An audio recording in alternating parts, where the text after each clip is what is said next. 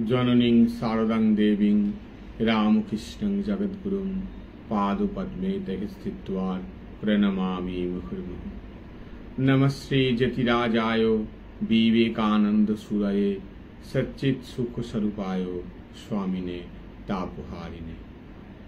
ओं स्थापकाय च धर्मस्य सर्वधर्मस्वरूपिणे अवतारवरिष्ठाय रामकृष्णाय ते नमः।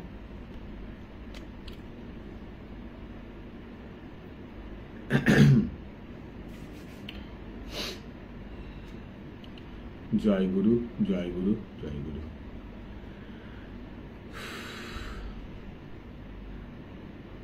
प्रति शुक्रबारेर मतन आमरा এই শুক্রবারও একসঙ্গে সবাই মিলিত হয়েছি একটু নিজেকে আনন্দে রাখার জন্য, শান্তির পথ খোঁজার জন্য।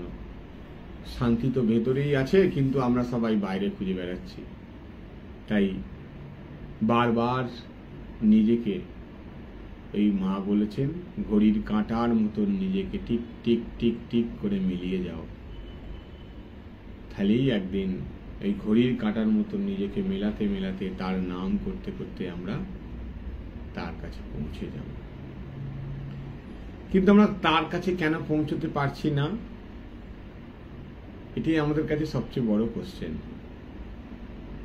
এ সম্বন্ধে স্বামী বিবেকানন্দ বলেছিলেন, যতক্ষণ না তুমি ঈশ্বরকে অনুভব করছো, যতক্ষণ ঈশ্বরের অস্তিত্বে বিশ্বাস করো না। কি বলেছিলেন স্বামীজি? আবার বলছে স্বামী বিবেকানন্দ এটাই বলেছিলেন, যতক্ষণ না তুমি ঈশ্বরকে নিজে থেকে অনুভব করছো ততক্ষণ ঈশ্বরের অস্তিত্বে বিশ্বাস করো না।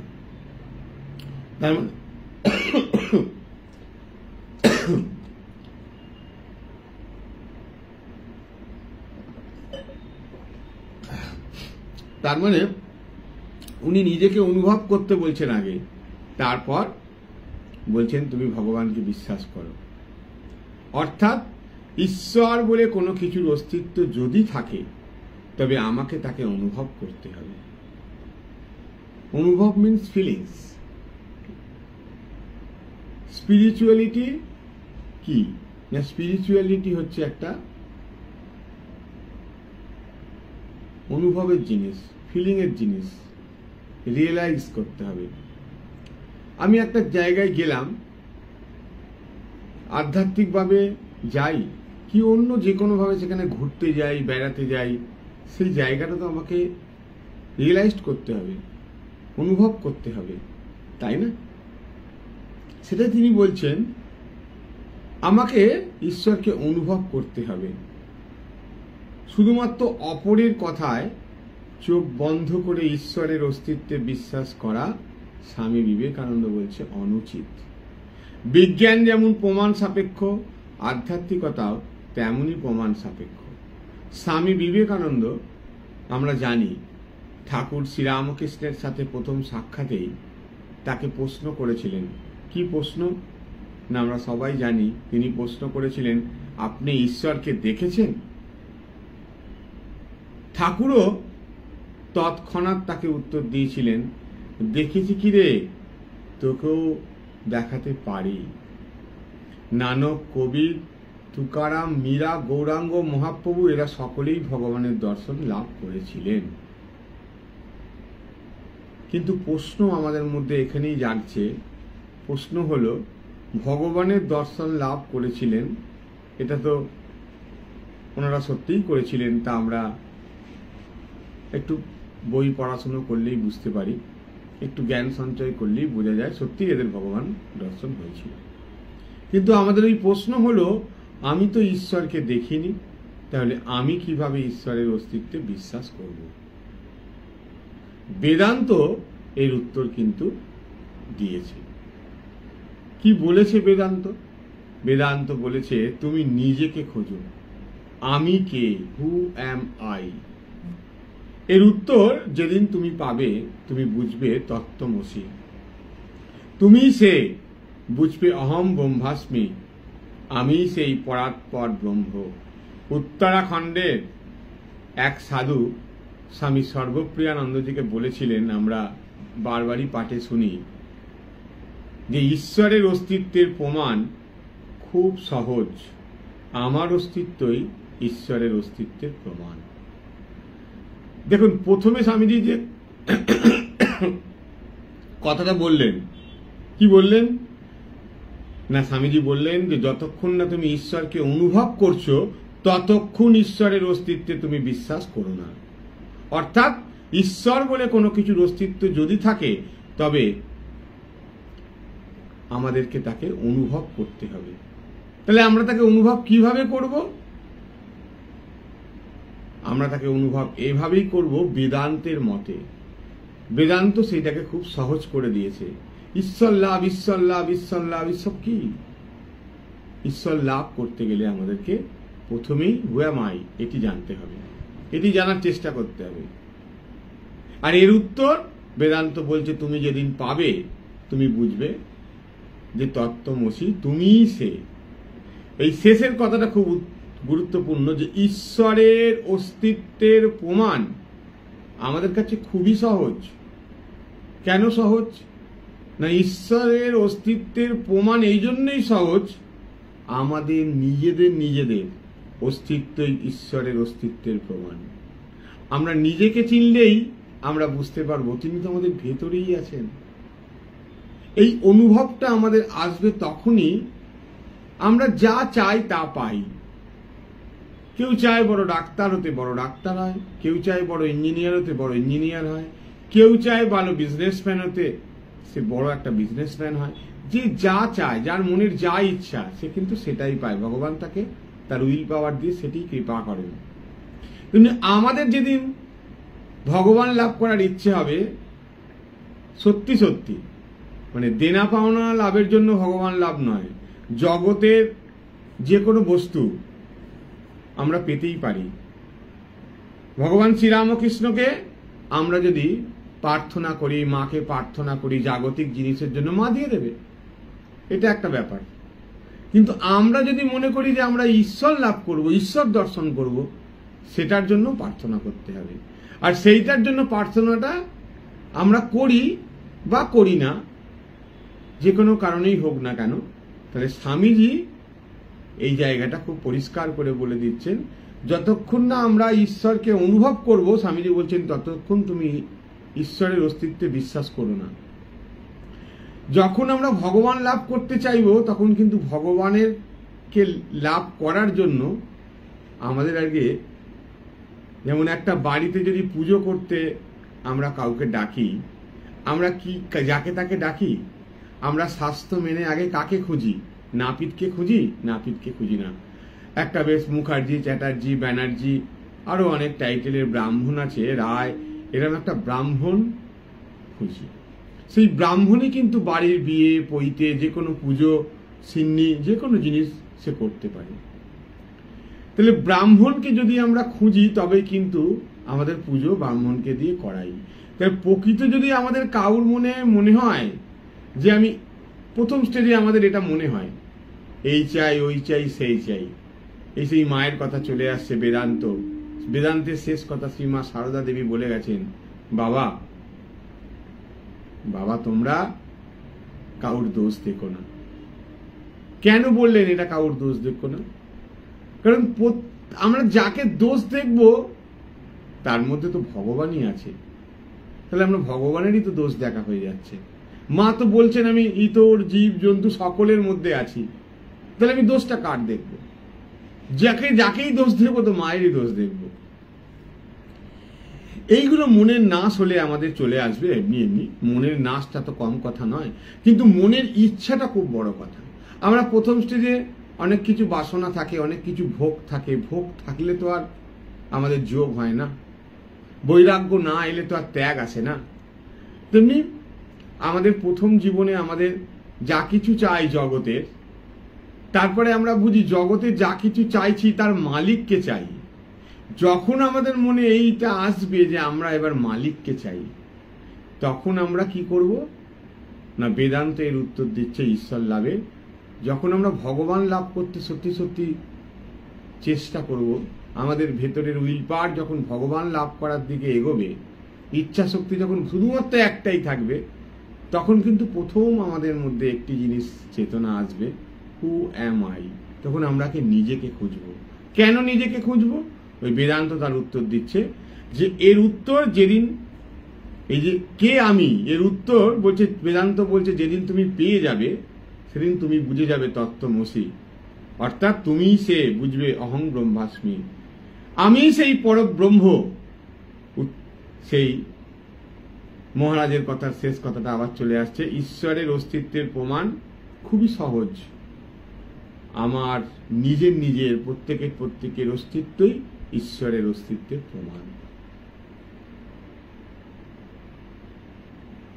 এটি আমাদের আসল চাওয়া। কিন্তু মানে আমরা হাওড়া স্টেশন থেকে যদি রাজধানীতে চড়ি, আমাদের তো নিউ দিল্লি পৌঁছতে একটু সময় লাগবে, অনেক স্টেশন আসবে। তো এই আমাদের মনে একটা একটা করে বাসনা উঠবে, আর আমাদের মা মহামায়া ওটাকে অ্যাবসর্ব করবে। হবে না এরকম কিছু নেই, সবার হবে। এই নানা রকম সংস্কারের পুটলু নিয়ে আমাদের জন্মগ্রহণ হয়েছে। তো তবে সুসংস্কার আমাদের খুব অল্প সংখ্যক মানুষও, ঠাকুর বলেছে লাখে ঘুড়ি কাটে এক। তবে আমাদের মধ্যে নিশ্চয়ই কুসংস্কার নেই, আমাদের মধ্যে একটু ভালো সংস্কারই আসে। তবে কিন্তু আমরা এই জগতের এত আনন্দ ছেড়ে আমরা একটু ভগবানের সম্বন্ধে আলোচনা করছি, ঈশ্বরের সম্বন্ধে আলোচনা করছি। তাহলে আসলে কি? আসলে ঈশ্বরের সম্বন্ধে আলোচনা করা মানে নিজের সম্বন্ধেই আলোচনা করা, নিজেকেই রেকটিফাই করা। আমরা যে পাত্রটায় জল রাখবো, পাত্রের নিচেটা ফুটো থাকে, তাহলে জলটা তো কিন্তু বেরিয়ে যাবে। ঠাকুর যেটি কথা মিতে বলেছেন যে জলে আলুর খেতে জল দেয়া হচ্ছে, কিন্তু ক্ষেতের ঘোগ ফুটো থাকলে ইঁদুরে ফুটো করে দিলে ঘোগ দিয়ে জল বেরিয়ে যায়। কেন আমরা সবাই জানি আলু চাষ করতে গেলে সেখানে জল এমন দিতে হয়, জল দাঁড়িয়ে থাকতে হবে, তবে আলু চাষ ভালো হবে। আমাদেরও ভেতরে একটা সুন্দর বাসনা আছে যেটা চাপা পড়ে আছে। আমাদের জীবনের একমাত্র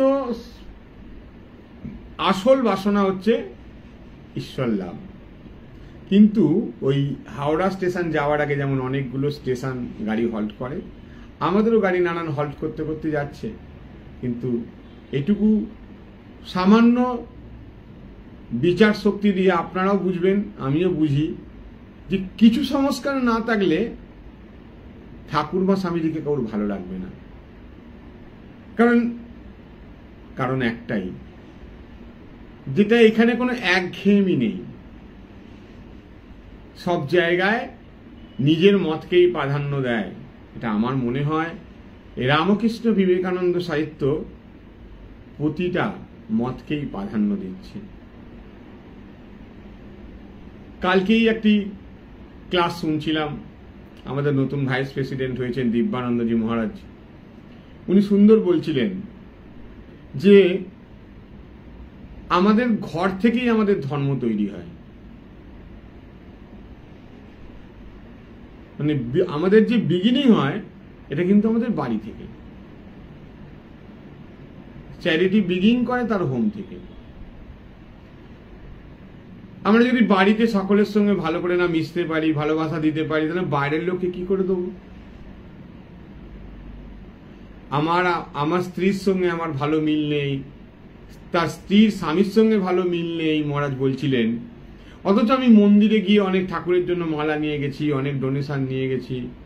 বলছে, উনি বললেন বাইবেল বলছে তুমি মন্দিরে যাওয়ার আগে, চার্চে যাওয়ার আগে, গডকে প্রার্থনা করার আগে, যার সঙ্গে তুমি ঝগড়া করে এসছো, যার মনে কষ্ট দিয়ে এসছো, মন্দিরের চার্চের বাইরে তোমার পূজার ডালি রেখে আগে তুমি যাও, তার সঙ্গে সুন্দর ব্যবহার করে এসো, তবে তোমার ওই ডালিটা ঈশ্বর নেবে। এই বাইবেল থেকে তিনি বলছেন। এই যে রামকৃষ্ণ বিবেকানন্দের যে ভাবধারা, এই ভাবধারায় সবচেয়ে বড় হচ্ছে এই জগতের, সারা পৃথিবীর শ্রেষ্ঠ ভাবধারা এই জন্যই যত মত তত পথ। ঠাকুর বলেছে, ঠাকুর বলে গেছে কাউর মতকে তুমি প্রাধান্য দেবে না, এমন নয়। উনি আরো ভেঙে বলেছেন সব পথ দিয়ে যাওয়া যায় ঈশ্বরের কাছে। পথ ভিন্ন ভিন্ন হলেও গন্তব্য কিন্তু এক। উদাহরণ তিনি দিয়েছেন কি না, একটি ঘাটে, একটি পুকুরে 3টি ঘাট আছে। এই ঘাটে হিন্দুরা জল নেবে, পুকুরে বলছে জল। ওই ঘাটে মুসলিমরা ওই একই পুকুরে ওই ঘাট থেকে বলছে এটি পানি। আবার খ্রিস্টানরা, ইংরেজরা আর একটা পুকুরের ঘাট থেকে বলছে এটা ওয়াটার। আবার ঠাকুরের উদাহরণ আছে, একটা গাছ দূর থেকে একজন দেখছে, 3 বন্ধু 3 রকম দেখছে। কেউ দেখছে পিঙ্ক কালার, কেউ দেখছে ইয়েলো কালার, কেউ দেখছে লাল কালার। তখন যে সাধক, একজন সন্ন্যাসী, তাকে যখন জিজ্ঞেস করলো, সে বলল না, ওনার কোনো একটা রং নেই, উনি পিঙ্কও, উনি হলুদও, উনি লালও, উনি সাদা, অনেক রং। ভগবানের নাম একটা হয় না,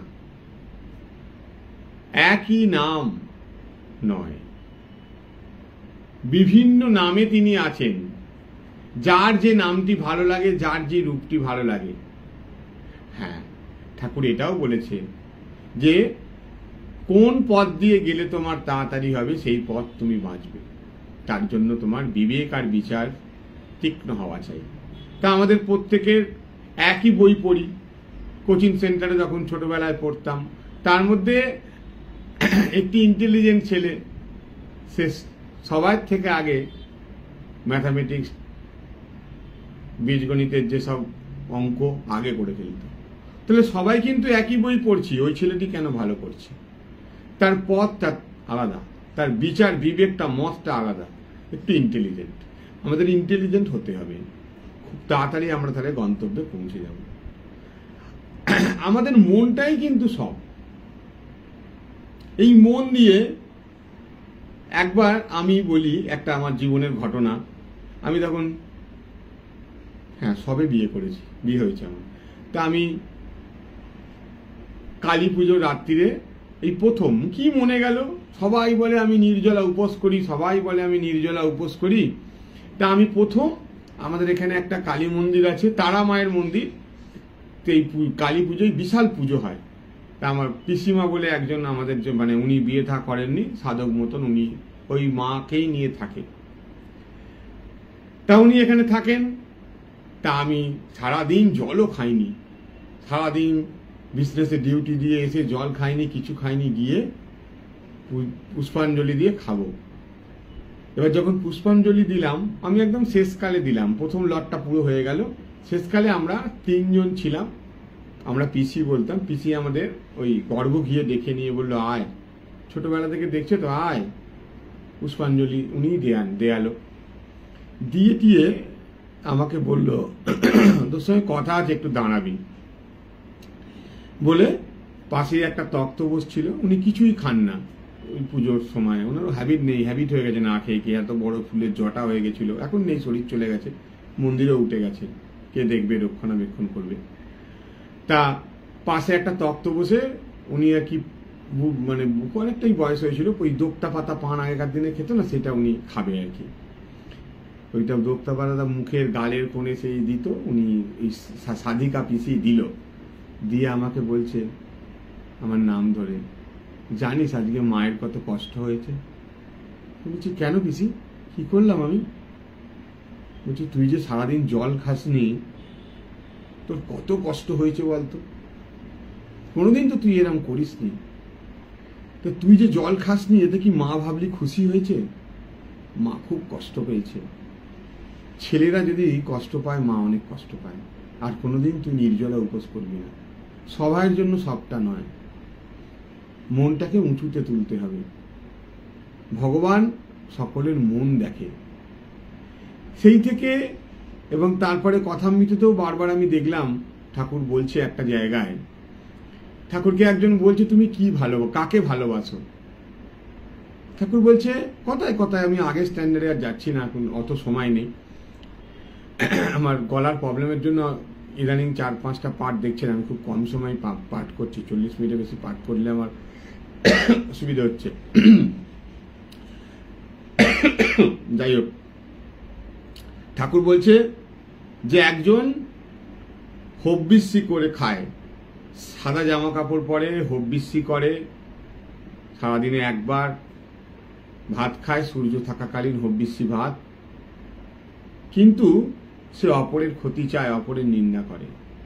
আর একজন ঠাকুর বলছে শুয়ারের মাংস খায়, কিন্তু সে মানুষের উপকার করে করে বেড়ায়, প্রত্যেকের ভালো করার জন্য তার মন সবসময় উদ্বুদ্ধ করছে, বলছে আমি ওই শুয়োরের মাংসটা যে খাই আমি ওর কাছে। এখানে নিরামিষ আমিষের কোনো ফ্যাক্টর নেই, নিরামিষ আমিষের ফ্যাক্টরটা আছে, সেটা হচ্ছে মনের। মনে আমরা কত নির্বাসনা হতে পারবো, মনে আমাদের কত ত্যাগ আছে, মনে আমাদের কত অপরের জন্য চিন্তা আছে, মনে আমাদের কত পবিত্রতা আছে, মন আমাদের পেকেছে কিনা, এটাই সবচেয়ে বড় কথা। মনের মধ্যে যদি ময়লা থাকে মন নাশ হবে না। এই আমরা জপ ধ্যান করি, নানা রকম ঠাকুরের কথা শুনি, নানা রকম যাই করি না আমরা, একটাই কিন্তু কাজ, সেটা হচ্ছে মন। কেন? ধরুন আপনি পাঠ শোনার আগে সকাল থেকে খুব একটা প্রবলেমের মধ্যে ছিলেন, সেই প্রবলেমটা খুব দুঃখ দিচ্ছিল আপনাকে, এই দুঃখটা কি আপনার শরীর উপভোগ করছিল? এই দুঃখটা কিন্তু উপভোগ করছিল আপনার মনটা। আবার হয়তো এখন আপনি পাঠ শুনছেন, সন্ধ্যে থেকে হয়তো ঠাকুরের নাম গুণগান একটু কথা কথামৃত পড়েছেন, মায়ের কথা পড়েছেন বা কোনো গান শুনেছেন, মনটা হঠাৎ ভালো হয়ে গেছে। এখন পাঠ শুনতে শুনতে আপনার মনে একটা আনন্দ হচ্ছে। এটা কেন হচ্ছে? কে অনুভব করছে এটা? এটা অনুভব করছে কিন্তু ওই মন। এই মন, এবার মনের পেছনে আছে কি? আমাদের চৈতন্য স্বরূপ। এই জায়গায় আমরা যখন পৌঁছতে পারবো, সুখ আর দুঃখ দুটোই আমরা অনুভব করছি, কিন্তু আমাদের ফিলিংস হচ্ছে না, কারণ আমি দ্রষ্টা হয়ে গেছি। আপনি ধরুন রাস্তার ধারে বাড়ি, আপনি বারান্দায় দাঁড়িয়ে আছেন, দেখছেন দুটো বাইকে একটু কিছুই সামান্য জিনিস না, কেউ হয়তো কাউকে একটু ওভারটেক করেছে, সেটা নিয়ে দুজনে খুব ঝগড়া হচ্ছে। আপনি বারান্দায়, আপনি যতটুকু জ্ঞান সঞ্চয় করেছেন ঠাকুরের বই টই পড়ে, আপনি বারান্দায় দাঁড়িয়ে দাঁড়িয়ে ভাবছেন কি করছে এরা, সামান্য কে কার আগে গেছে, কেউ একজনকে সরি বলে ছেড়ে দিলেই হয়, এই গরমে এত চেঁচামেচি করছে। আপনি কিন্তু বারান্দায় দাঁড়িয়ে উপভোগ করছেন ওদের দুঃখটা, ওদের সুখটা, ওদের ঝগড়াটা। ঠিক আমাদেরও মধ্যে যখন একটা আমার মনের মতন কিছু হচ্ছে, সেটা দিয়ে আমি আনন্দ পাচ্ছি, আমার মনের বিরুদ্ধে কিছু হচ্ছে আমি দুঃখ পাচ্ছি। আমি যদি ওই মনের পেছনে চলে যাই, যে অনুভব করছে সুখ আর দুঃখ এই মনটা, তার পেছনে গিয়ে ওই বারান্দায় দাঁড়িয়ে দ্রষ্টা হয়ে, সাক্ষী স্বরূপ হয়ে যদি আমরা অনুভব করি, মনে হচ্ছে কঠিন। অভ্যাস যোগ, অভ্যাস যোগের দ্বারা এটি হবে। অভ্যাস করতে, তখনই দুঃখ পাচ্ছেন আপনি আবার ব্যাকে চলে যাবেন নিজেকে নিয়ে। যখনই আনন্দ হচ্ছে ভাববেন দুঃখ আসবে, এত আনন্দ করার কোনো দরকার নেই। এই যে ব্যাপারটা, মনটাকে সবসময় নিজের কন্ট্রোলে রাখা, এটি খুব বড় জিনিস। জীবনে সবকিছু পাওয়া হয়ে যায়, এটা আমি বলতে পারি। মানে মায়ের কাছে আপনি যা চাইবেন তাই পাবেন। শ্রীমা সারদা দেবী কিন্তু গ্যারান্টেড পলিসি, এই চিটফান্ড নয়। চিটফান্ডে টাকা রাখলে টাকা চিটিং হয়ে যেতে পারে, কিন্তু শ্রীমা সারদা দেবী কাজ করেন পাকা একদম। হয়তো ধীরে ধীরে করে, সন্তানের কোনটি ভালো কোনটির মতো, কিন্তু আপনি যেটা চাইবেন যদি ওটা সঠিক হয় আপনি পাবেনই পাবেন। ঠাকুরমা গ্যারান্টেড পলিসি। কিন্তু একটা সময় আসবে আপনি আজ যা চাইছেন কাল তা চাইবেন না, সেটা ত্যাগ করতে চাইবেন। কেন জানেন? আমি বলছি না 100% ভালোবেসেছেন, সামান্য যদি একটু ঠাকুরমাকে ভালোবেসে থাকেন, দেখুন আত্মীয় স্বজন বন্ধু বান্ধব পাড়া প্রতিবেশী সবাই স্বার্থে মেশে একদিন বেঈমান আপনাকে বলবে, আপনি যখনই আপনার থেকে সুবিধা পাবে না তখনই আপনাকে দুর্নাম করবে। কিন্তু আপনি এতটুকু ভালো যদি এদের বাসেন না, এতটুকু ভালো, আপনাকে যা চাইছেন দেবে, কিন্তু একটা সময় আসবে আপনার আর ওগুলো ভালো লাগবে না। ওই মনটা কিন্তু তিনিই দিচ্ছেন। তখন আপনার ওই জিনিসগুলোর প্রতি, যে জিনিসগুলো একটু গয়না চাই, একটু বাড়ি চাই, একটু গাড়ি চাই, একটু ওই চাই, সব পেলেন, একটা সময় আসবে কিছুই চাই না, কিছুই চাই না ঠাকুর, আমি তোমাকে চাই। কারণ ওইগুলো আপনার একটা সময় বিতৃষ্ণা এসে যাবে। রোজ খাসির মাংস, রোজ যদি পায়েস, রোজ যদি শুক্তো খান, ওটা ভালো লাগবে না। মাঝে মাঝে তখন এই গরমে মনে হবে একটু টকের ডাল পোস্ত খাই, একটু ঝোল ভাত খাই, কোনো কিছুই বেশি দিন ভালো লাগে না। এটা বলতে পারি, এটা গ্যারান্টেড পলিসি আপনি পাবেন। কিন্তু যখন সংবেদনশীল আত্মচেতনা, এই আত্মচেতনা যখন হবে, এগুলো আর ভালো লাগবে না। তখন বলবেন না এই চাই, ওই চাই, সেই চাই। তখন কিন্তু এই ঠাকুর যে প্রার্থনা করেছে, তোমার ভুবন মোহিনী মায়ায় আমি ভুলতে চাই না। রাম নারদকে বলেছিল, নারদ তুমি কি বর চাও বলো। নারদ বলেছিল, হে রাম, তুমি আমাকে এই বর দাও যেন তোমার পাদপদ্মে ভক্তি হয়, তোমার এই ভুবন মোহিনী মায়ায় যেন আমি বদ্ধ না হয়ে যাই। এই আমরাও সব তারই সব জিনিস, তিনি সব সৃষ্টি করেছেন। এই বোধটা নিশ্চয়ই আমি আশা করি সকলের পাকা হয়েছে। তো তার জিনিস নিয়ে যখন আমরা এনজয় করব, করে করে ওই জিনিসটা রোজ পিয়ারা খেতে খেতে, এই আমের সিজন আসছে, রোজ আম খেতে খেতে দেখবেন পেটে আমাশা হয়ে গেছে, তখন আপনি আর আম খাবেন না। এটাও তাই, তখন আপনার মনে হবে যে না, এইবার আমি একটু ভগবানকে চাই। তখন আপনার হু অ্যাম আই এইটা জানার ইচ্ছে আসবে। তখন আমরা আত্মচেতনা জাগ্রত হবে আস্তে আস্তে।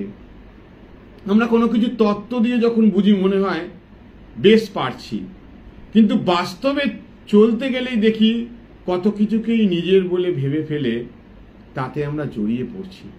ভাববেন প্রত্যেকে, এটা ভাবছি এটা আমার খুব কাছের, এটা পেলে ভালো হবে, কিন্তু জড়িয়ে পড়লাম।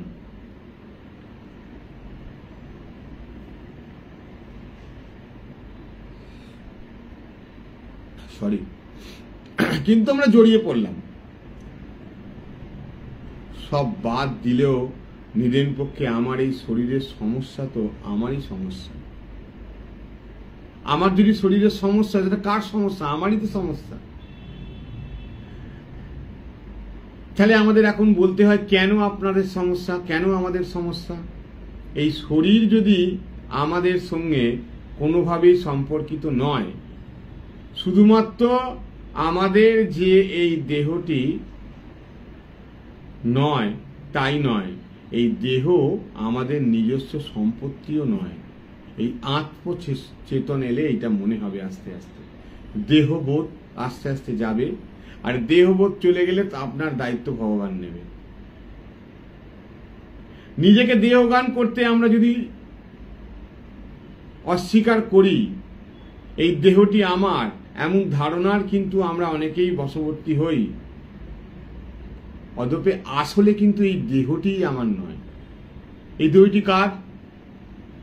এই দেহটি যদি আমাদের হতো, তাহলে মৃত্যুর পর কি দেহটা পঞ্চভূতে লীন হয়ে যেত না মাটি হয়ে যেত? দেহটাকে তো সংরক্ষণ করে রাখতাম আমাদের আলমারিতে, সোনা কিনে আলমারিতে সংরক্ষণ করছি, তাহলে দেহটাকেও সংরক্ষণ করতো। কিন্তু দেহটাকে সংরক্ষণ করার আমাদের অধিকারই নেই। আমরা এই দেহ নিয়ে, এই রূপ নিয়ে, এই গুণ নিয়ে আমরা যে এত ঝগড়া করি তো প্রত্যেকেই করছি। আমি ওর থেকে বেশি সুন্দরী, আমাকে বেশি সুন্দর দেখতে, আমার হাত বড়, আমি ওর থেকে হাইটে বড়, নানান রকম আছে। ও বাবা, ওর কত রোগ, ভগবান আমাকে একটু রোগ দেয়নি। এই যে দেহ নিয়ে যখন আমরা, এরা অজ্ঞান, জানে না এই দেহ জ্ঞান। অনেক মানুষ আছে তাদের মধ্যে কিন্তু খুব দেহবোধটা কম। হাজার কষ্ট হলো তার স্বামীকেও কিছু বলে না, হাজার কষ্ট হলো তার পরিবারের কাউকেই সে কিছু বলে না, মুখ বুঝেই তার কর্তব্য কাজগুলো করে যায়।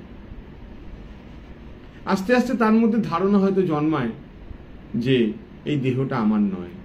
এই দেহটা যে আমার নয়, এই বোধটা যদি কারোর মধ্যে জাগ্রত হয়, সে অনেকটা এগিয়ে যাবে।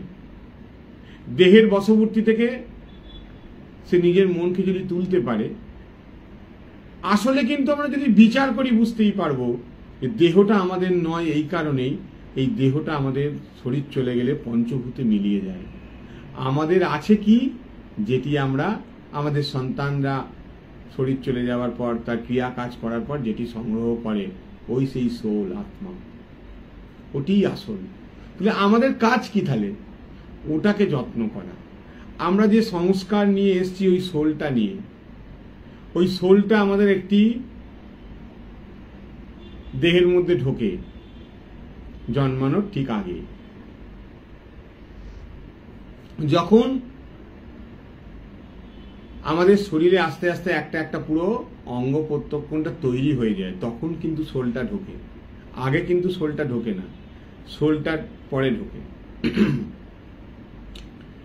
এই সংস্কার অনুযায়ী সোলটা ঈশ্বর ঢোকায়। সাধারণত আমরা যেটুকু জানি সৃষ্টিকর্তা ব্রহ্মা, তিনি ঢোকায়। তিনি ঢোকানোর সময় আমাদের তিনটে গুণ দিয়ে দেয়, সেটাই আমাদের সর্বনাশ। সেটা হচ্ছে সত্য, রজ, তম। এই তিনটি গুণের মধ্যে আমাদের ফেলে দেয়। আর এই ঠাকুর যে বলছে, ভগবান শ্রীরামকৃষ্ণ ছিল, স্বামীজি ছিল, মা ছিল, যারা বড় বড় মহাপুরুষ, তারা হচ্ছে ত্রিগুণাতীত। এই তিন গুণের পার, আমাদেরও জীবনের উদ্দেশ্য এই তিন গুণের পারে যেতে হবে। প্রথমে আমাদের মধ্যে তম থাকে, তারপরে আমাদের মধ্যে তম আর রজ মিশিয়ে থাকে, তারপরে আস্তে আস্তে আমাদের মধ্যে রজ আর সত্য, আস্তে আস্তে রজ আছে, সত্য ঢুকছে। রজ মানে কি? আমাদের রজগুণের মতন আমরা ভালো জামা কাপড় পরবো, বড় দামি গাড়ি চড়বো, বড় বাড়িতে থাকবো, দান ধ্যানটা অনেক বড় বড় করবো, এই রজগুণ। আর রজগুণে কি হয়? রজগুণ না থাকলে এই জগতের কাজ হয় না। তাই রজগুণে একটা জিনিস থাকে আমাদের, যে আমি করছি, আমি কর্তা। এই রজগুণের সঙ্গে যখন সত্যগুণটা মিশে যায়, রজগুণ থাকে, অনেক মানুষের জন্য সে কাজ করে, কিন্তু তার মধ্যে একটা বোধ ঢুকে গেল যে আমি অকর্তা, তিনি কর্তা। ওই দক্ষিণেশ্বরের ভবতারিণী কর্তা, আমি নই। ঠাকুর বলতো আমার মাই সব। এই ত্রিগুণাতীতের পারে আস্তে আস্তে যাচ্ছে, আবার পথ ধরেছে সে। রজ আছে, তার দ্বারা কাজ হচ্ছে, কিন্তু সত্যগুণ যাচ্ছে। পুরোপুরি সত্যে চলে গেলে আপনার দ্বারা আর কর্ম হবে না। কতদিন নাকি এইভাবে সত্যে যদি থাকে মানুষ, তাহলে তার শরীর চলে যায়, শুনেছি, আমার পারফেক্ট মনে নেই বলে বললাম না। সেই প্রকৃতির সৃষ্টি এই দেহ, যে পঞ্চভূতে শরীর গঠিত, ক্ষিতি, অপ, তেজ, মরুৎ, বোম, তারা কি আপনার বা আমাদের কাউর ব্যক্তিগত সম্পদ? না। শরীরের মধ্যে পিরিয়ডিক টেবিলের যে 70-80টি মৌল উপস্থিত, তারা কি আমাদের সম্পদ? না। ব্যক্তিগত কোনো সম্পদ থেকে সৃষ্ট জিনিসকে দেখিয়ে না যদি আমরা পারি দাবি করতে, তাহলে আমরা কি করে বলতে পারি এই দেহটি আমার? শরীরকে আমরা কি নিয়ন্ত্রণ করতে পারি? পারি না। শরীর কি আমাদেরকে মানে না। এই শরীরের মধ্যে প্রতিনিয়ত যা কিছু ঘটে চলেছে, তার অধিকাংশ সম্বন্ধেই আমাদের বিন্দুমাত্র ধারণাই নেই। এই শরীরের ভেতরে কি ঘটছে আমাদের, কার ভেতরে ভেতরে হার্ট ড্যামেজ হচ্ছে, কার ভেতরে ভেতরে কিডনি ড্যামেজ হচ্ছে, কার ভেতরে ভেতরে কি অঙ্গ প্রত্যঙ্গ ড্যামেজ হচ্ছে, আমরা কেউ জানি না। কদাচ নয়, একটা কাদার বিন্দুর মতো আমাদের জানি না কেউ। জানি কি? কেউ বলতে পারবেন? কেউ বলতে পারবেন না। এই শরীরের মধ্যে প্রতিনিয়ত যা কিছু ঘটে চলেছে, তার অধিকাংশ সম্বন্ধেই আমরা বিন্দুমাত্র ধারণাই নেই আমাদের। তবু যে অল্প কিছু শরীরবৃত্তীয় কাজ মনে করি যে আমরা নিয়ন্ত্রণে আছি, আমরা নিজে নিজেই ভাবি আমি ভালো আছি, আমাদের কোনো ধারণাই নেই সেসব কিভাবে আমাদের নিয়ন্ত্রণ হচ্ছে, কে করছে, কোত্থেকে হচ্ছে, কিছুই জানি না। ধরুন আমাদের শরীরের পাচনতন্ত্র, হরমোনের নিঃসরণ, মাথায় নিউরনের কাজকর্ম, কিডনি, লিভার, এরা যে কিভাবে কাজ করে চলেছে, কিভাবে আমাদের হৃদযন্ত্র সারা জীবন রক্ত পাম্প করে চলেছে, এ এক আশ্চর্য বিষয়। কিন্তু প্রকৃতি এই সবের স্রষ্টা এবং পরিচালক, আমরা নই। আমি নই, আমরাও নই, আমরা কেউ নই। প্রকৃতিই করছে। প্রকৃতি কার? কে সৃষ্টি করেছে? ভাগ্যিস এক মুহূর্তের জন্য যদি প্রকৃতি হাত তুলে দিয়ে বলে তোমার শরীর তুমি চালাও। ধরুন অক্সিজেন বন্ধ হয়ে গেল, সূর্য ওঠা বন্ধ হয়ে গেল, সমুদ্রের জল শুকিয়ে গেল, তোমার শরীর তুমি চালাও, আমি প্রকৃতি যা যা তোমাদের দিয়েছি প্রকৃতি রূপে কিছুই দেব না, ব্যাস তাহলেই হয়েছে আর কি। 2 সেকেন্ড 2 মিনিটও যাবে না, আমাদের শরীরের ক্রিয়াকলাপ সব বন্ধ হয়ে যাবে। অবাক লাগছে, আমাদের অনেকেরই শুনে এটি অবাক লাগছে। এমনকি শ্বাস নেয়ার মতন কাজটুকু অন্তত আমরা সচেতনভাবে করছি বলে মনে করি তো, যে আমরা নিঃশ্বাসটা নিচ্ছি এটাও আমরা করছি, এটা আমরা মনে করি হয়তো অনেকে, কিন্তু আমরা কি বোঝাতে পারবো ঠিক কিভাবে এটি চলছে? মনের মধ্যে চিন্তা এলো, শ্বাস নেব, নিলাম, কিন্তু ভাবা থেকে নেওয়ায় আমরা কিভাবে গেলাম? ধরুন আমরা ভাবছিলাম, মনটা আমার ভাবছিল, ভাবতে ভাবতে নিয়ে নিলাম, এটা কি করে হলো? এটাকে চালালো?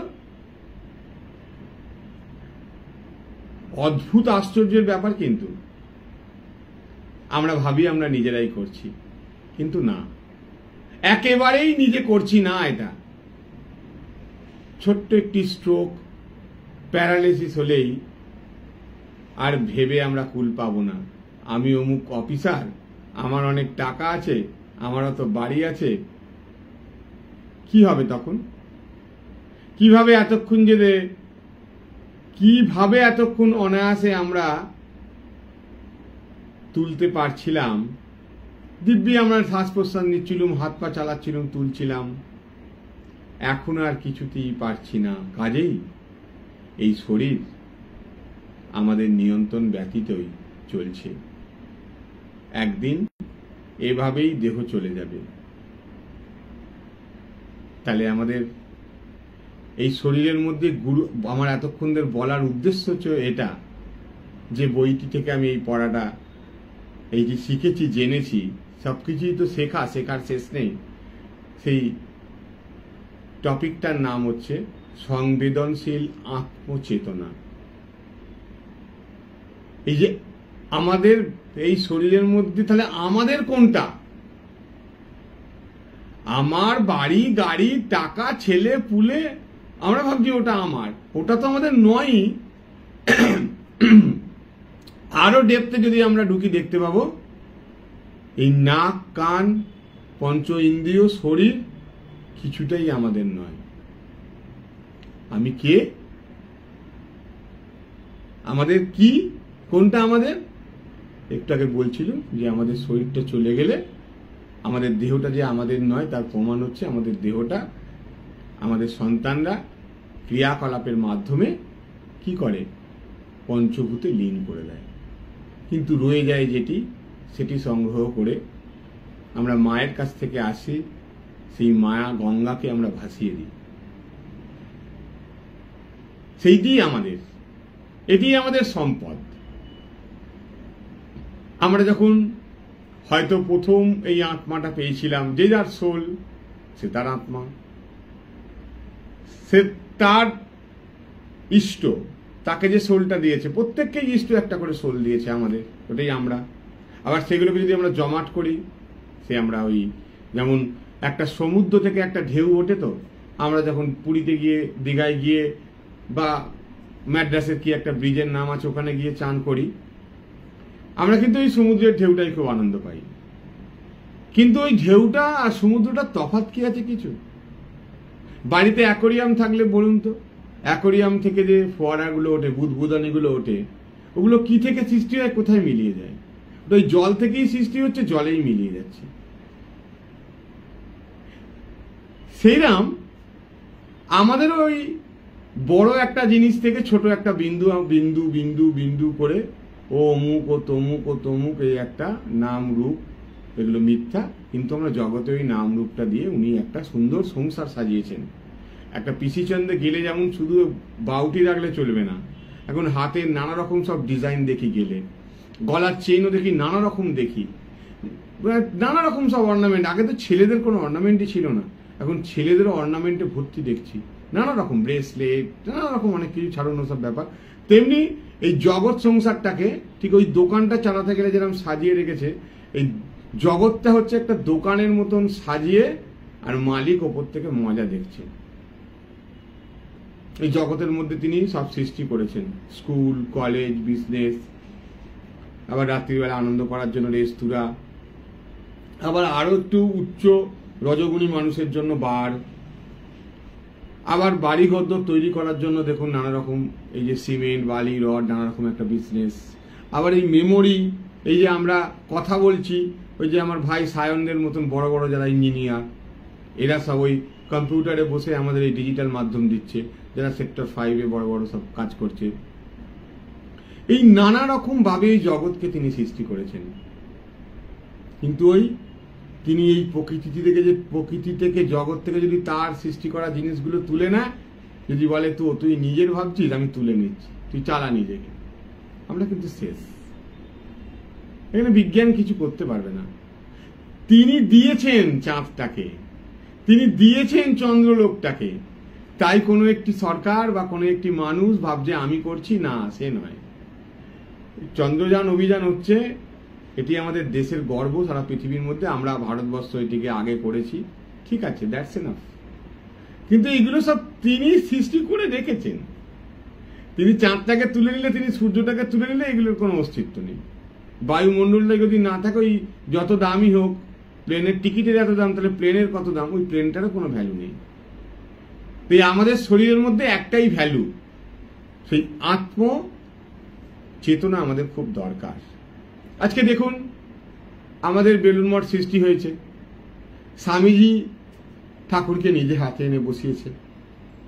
স্বামীজিকে ঠাকুর কথা দিয়েছিল যে তুই আমাকে যেখানে রাখবি আমি সেখানেই থাকবো, এবং শুধু থাকবো নয়, স্বামীজি বলেছিল, স্বামীজিকে কথা দিয়েছিল, এখান থেকে আমি জগতের কল্যাণ করব।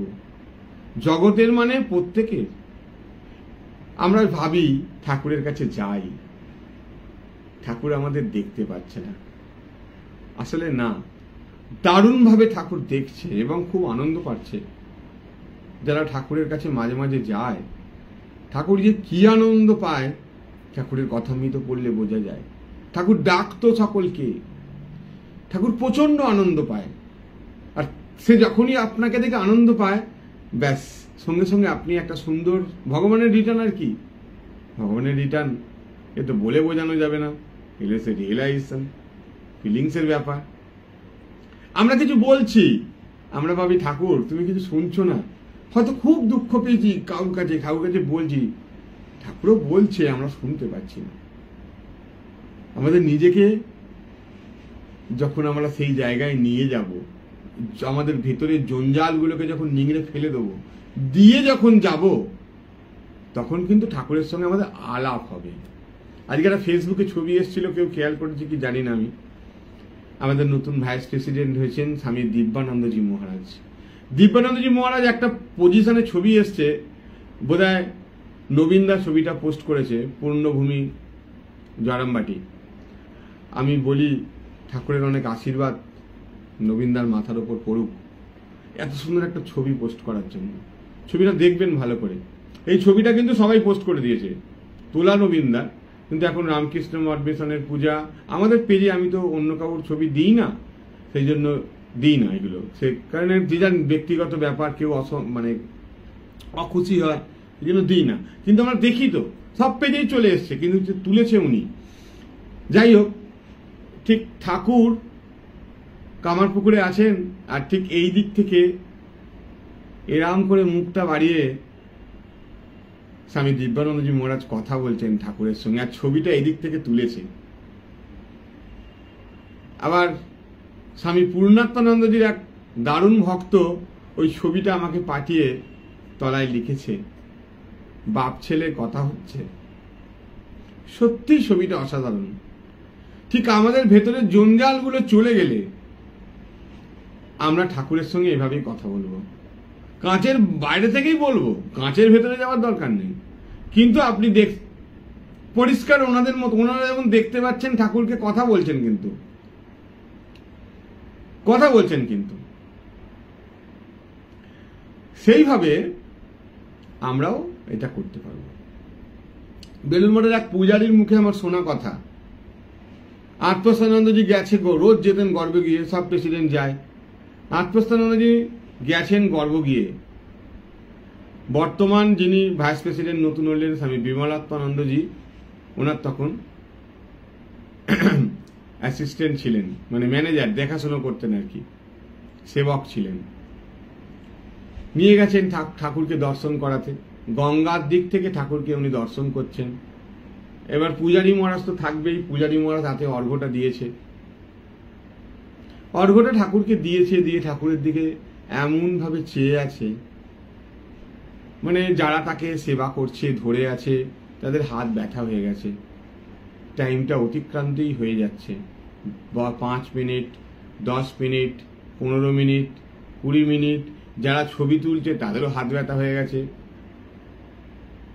এইভাবে দীর্ঘ সময় অতিক্রান্ত, তাকে কিছুতেই এরম করে করে সরানো যাচ্ছে না।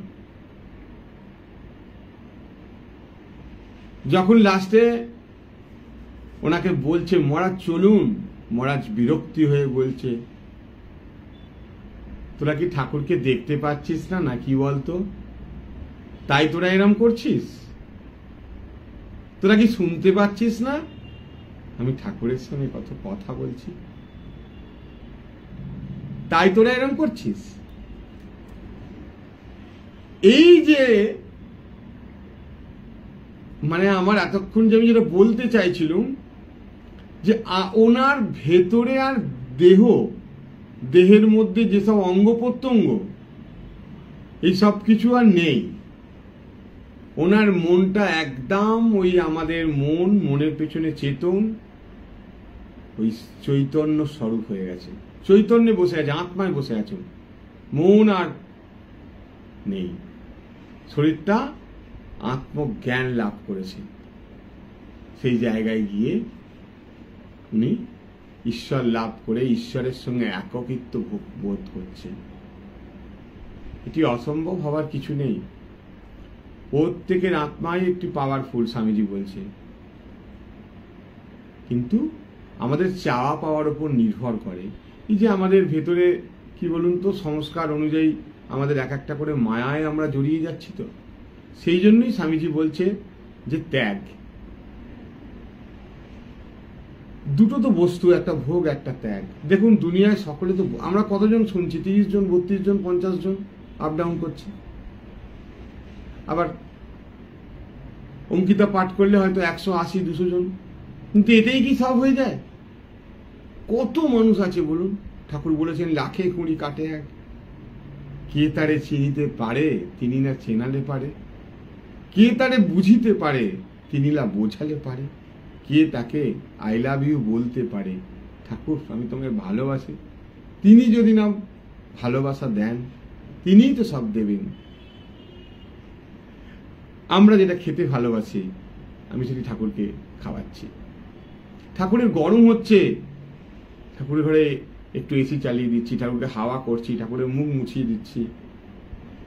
বেলুড় মঠে ঠাকুরকে যে কাপড়টা পরানো হয় আমি জানতাম না কোনোদিন, আর আমার জীবনে কোনোদিন এরম যে যার মেন্টালিটি হয়নি যে আমি ঠাকুরমা স্বামীজিকে কোনোদিন কাপড় পরাবো, আমি কোনোদিন পরাইও নি।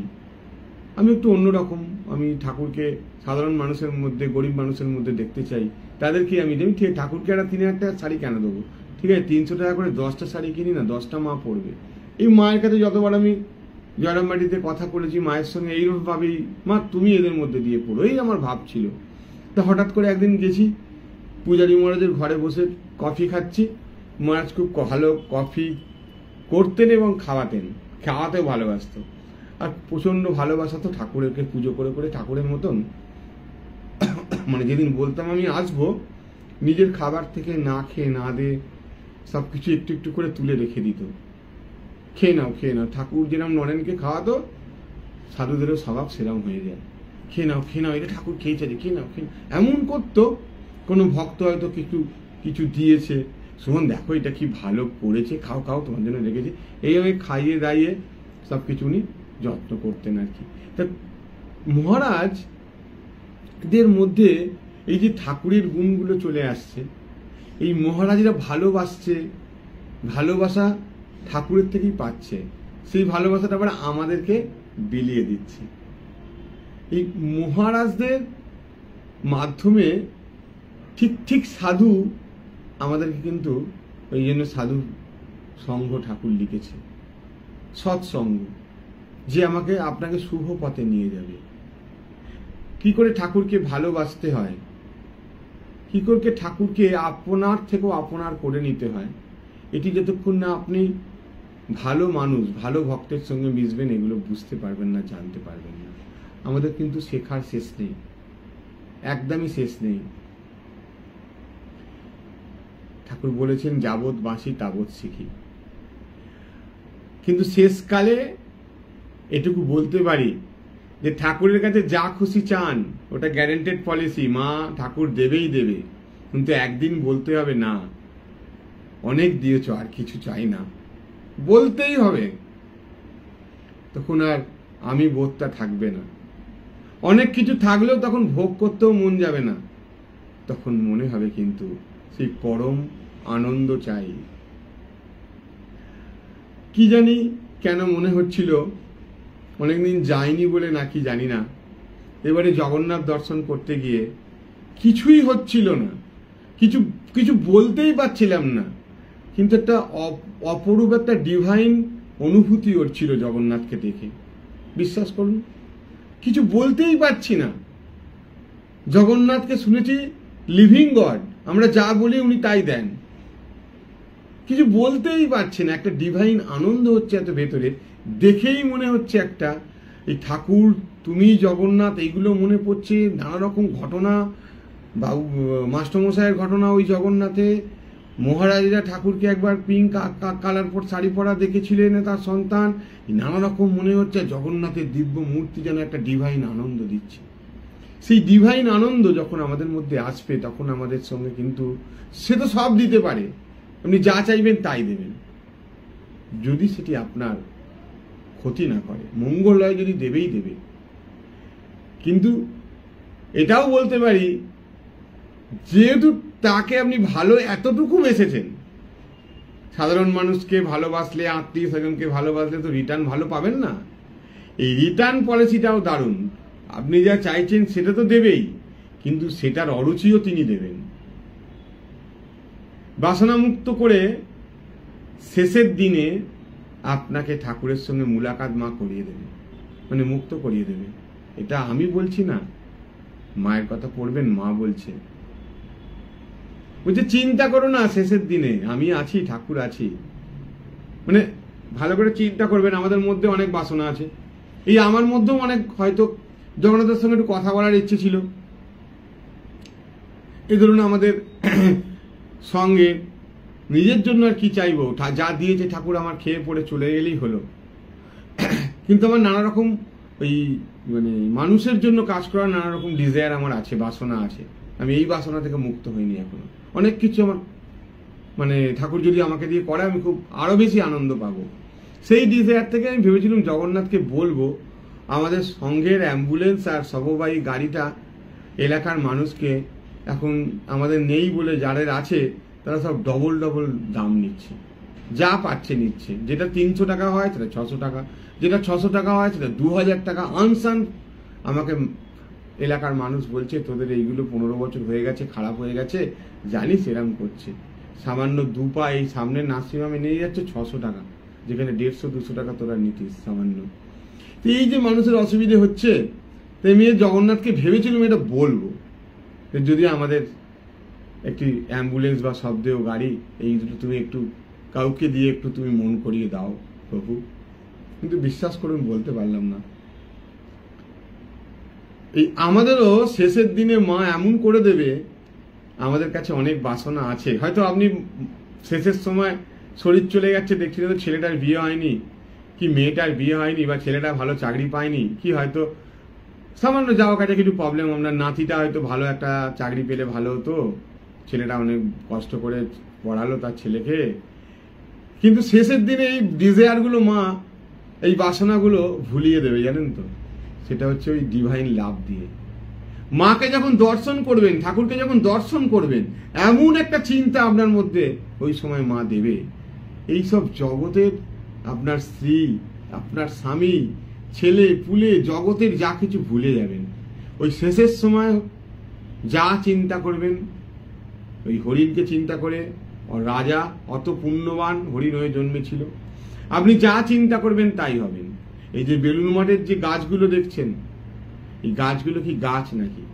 এই গাছগুলো এরম সারা জীবন হয়তো তপস্যা করেছে, শেষের সময় কিছু একটা ডিজায়ার এমন হয়েছে, ডিজায়ারের জন্য তারা ওইরকম জন্মগ্রহণ করেছে। সেইটা তো জন্মগ্রহণ করেনি, বেলুন মঠে গাছ হয়ে জন্মে আছে। এটি স্বামী শরণানন্দজি বলতেন তোরা কি ভাবিস এগুলো বৃক্ষ নাকি? যখন গাছ কাটা হতো, গাছের পাতা ছাটা হতো,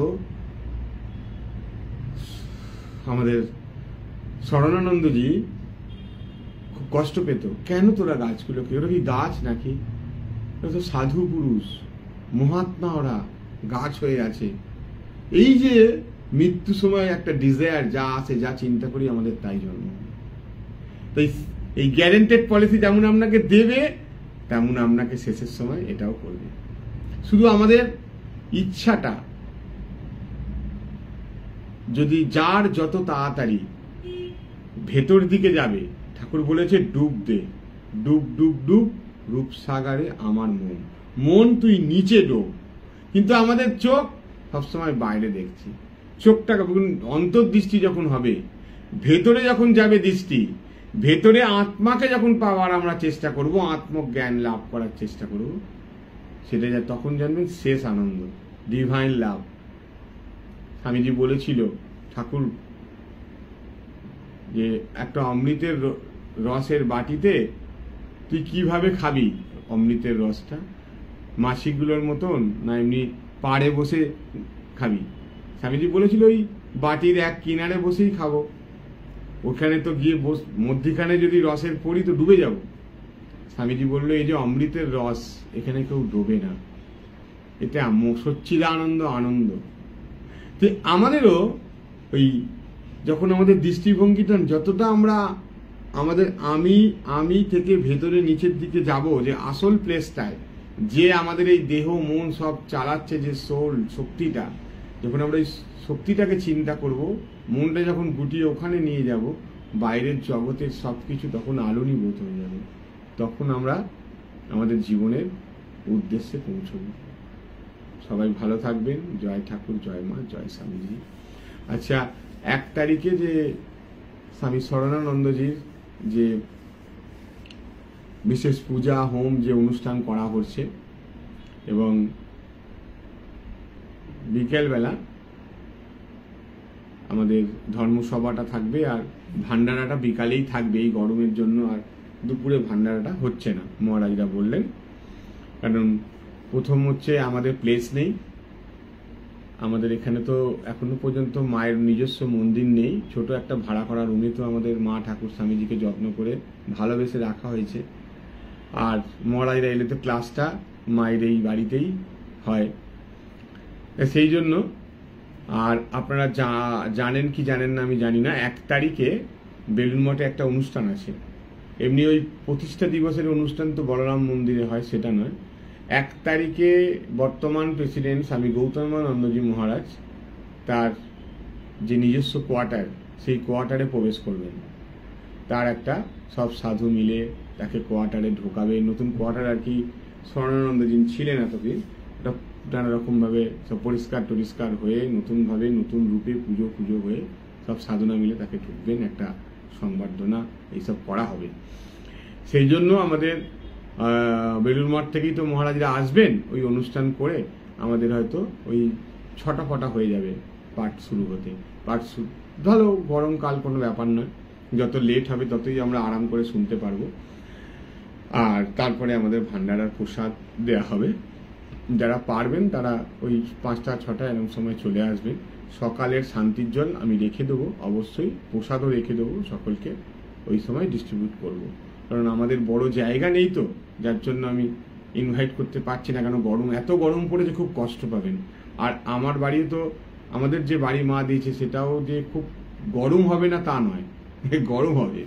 যার জন্য সকলকে আমি ইনভাইট করছি, সবাই আসবেন একদম। যাদের অসুবিধা হবে আসতে ফোন করে নেবেন। মা যেখান থেকে পাঠ করছি এটা আমাদের মায়ের বাড়ির সাইন ঠাকুরঘর, এখান থেকে আমি যদি ক্লাস করি তার পাশেই আমাদের একটা ডাইনিং আছে বড়। আমরা কোনো রকম ডাইনিং এর কোনো কিছু ইউজ করি না এখানে, একবারই ডাইনিং এর ইউজ করেছিলাম ঠাকুরের ইচ্ছায়। আমার বড় ছেলের পৈতে হয়েছিল, তখন প্রায় 45-50 জন সাধু বান্নারা হয়েছিল, তখন এইখানে ওপরে সাধুদের খাওয়ানো হয়েছিল। এছাড়া আমরা কোনোদিন এটা ইউজ করিনি আজ পর্যন্ত। ওই ঠাকুর ঘরের পাশে ঠাকুরের ওই পুরো ঠাকুর দালান বলেই আমাদের কাজ হয়, সব কিছু রেডি আছে। মরাইরা এসে ক্লাস করেন।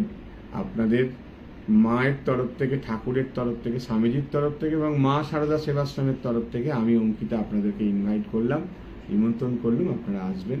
আপনারা সবসময় কাছে থাকেন। জানি না মা যাবে মায়ের নিজের বাড়ি বা মন্দির করবেন, খুব ইচ্ছা আছে আপনাদেরকে সকলকে ডেকে সারাদিন ধরে দুবেলা যত্ন করব, মা যদি দিন দেয়। সবাই ভালো থাকবেন। আমি মাকে প্রার্থনা করো, মা সকলকে ভালো রেখো। এত গরম, সকলেই খুব কষ্ট পাচ্ছেন, কিন্তু যে সয় সে রয়, আমাদের সহ্য করতে হবে। খুব গরম পড়েছে বলেই ঢকঢক করে ফ্রিজ থেকে বের করে ঠান্ডা খেয়ে নেবেন না, শরীর খারাপ করবে। ঠিক আছে, ভালো থাকবেন। ওম শান্তি, ওম শান্তি, ওম শান্তি। শ্রীরামকৃষ্ণার প্রণামস্তু।